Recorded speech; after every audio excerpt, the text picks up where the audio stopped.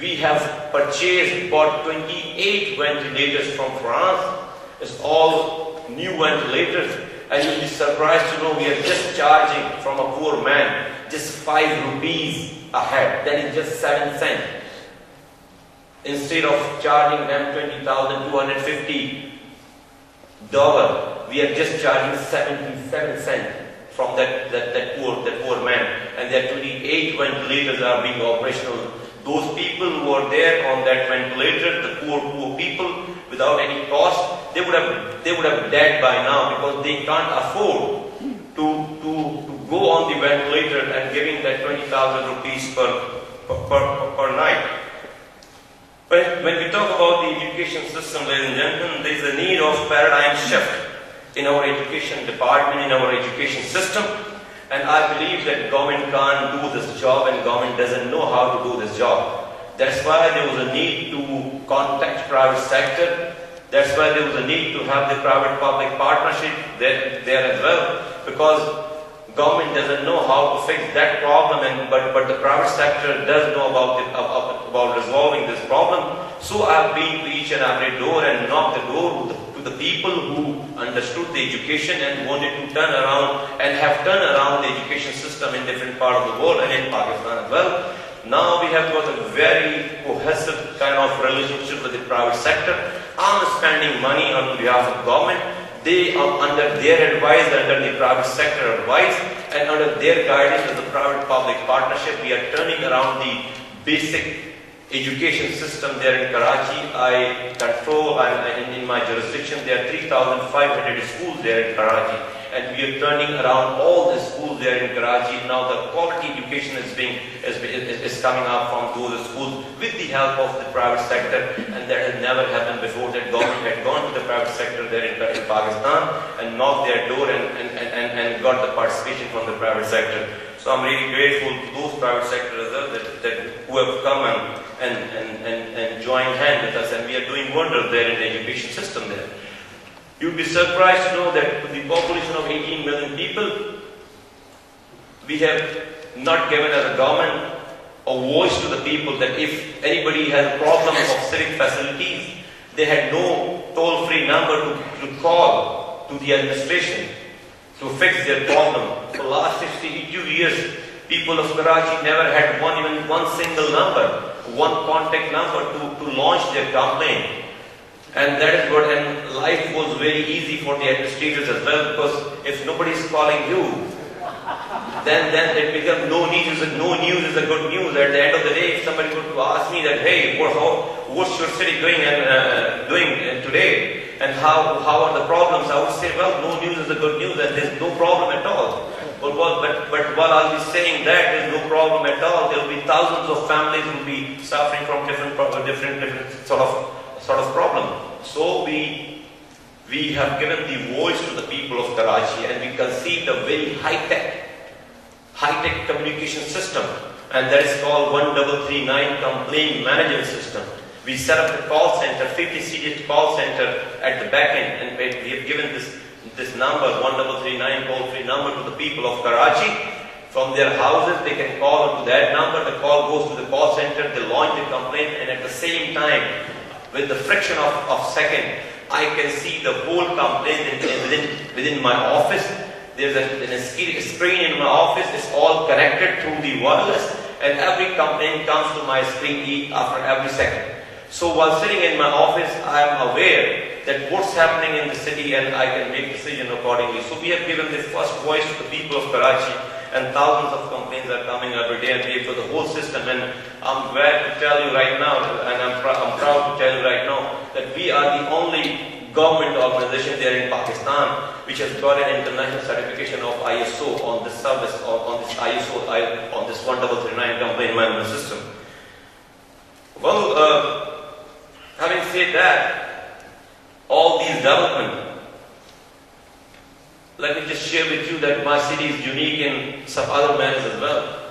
That I, being a mayor of Karachi, I don't control police department of my city, does not come under my jurisdiction.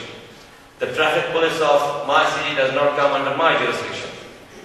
So, there is no unity of command. And we have duplications command, we have multiple commands there. So in order to have a sustainable growth and in order to have a sustainable city and the progress and prosperity, we must have a unity of command. That's the basic key for any management to run. We can't run any management, any city with so many bosses. There has to be one person responsible and there has to be unity of command. This is what our recommendation and our sustainability demand. And this is what we have been preaching to our federal government and provincial government. And it won't be long when we'll be getting these powers to the district government of Karachi that we have delivered so far.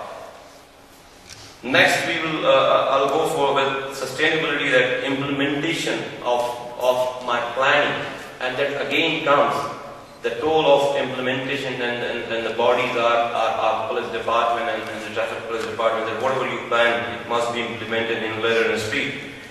Well, knowing the global phenomena that today the half of the world's population living in urban center, and there are studies there in 20 years down the line, 70% of the world's population are going to be migrated there in urban center. So we don't have any option but to face this challenge. We can't be reactive. We have to be preemptive. And in order to be preemptive, we have to plan well. We have to plan before these waves which are coming towards us. And Karachi, my city, is not exception to it.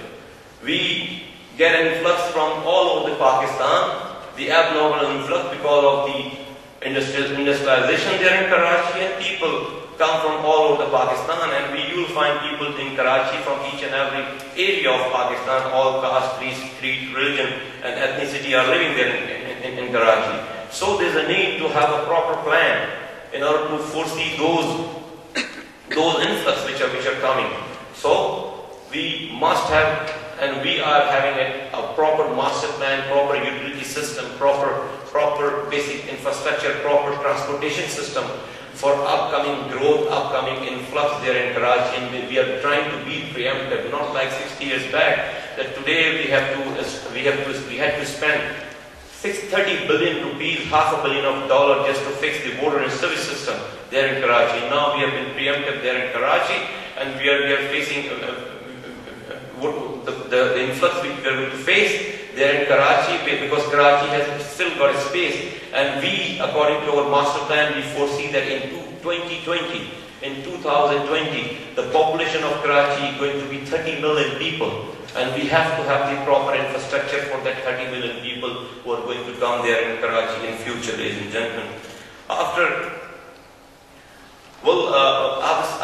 missed one topic, that is environment.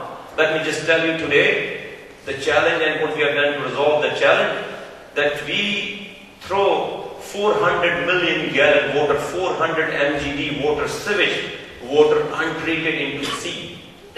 Out of 500 million gallon water, sewage water, we throw 400 million gallon water untreated into the sea. We have just got the capacity of treating 100 million gallon water there in Karachi, and we throw the untreated water into the sea, and we have made our sea as a black sea. It stinks. The beach side and all the sea life is just ruining.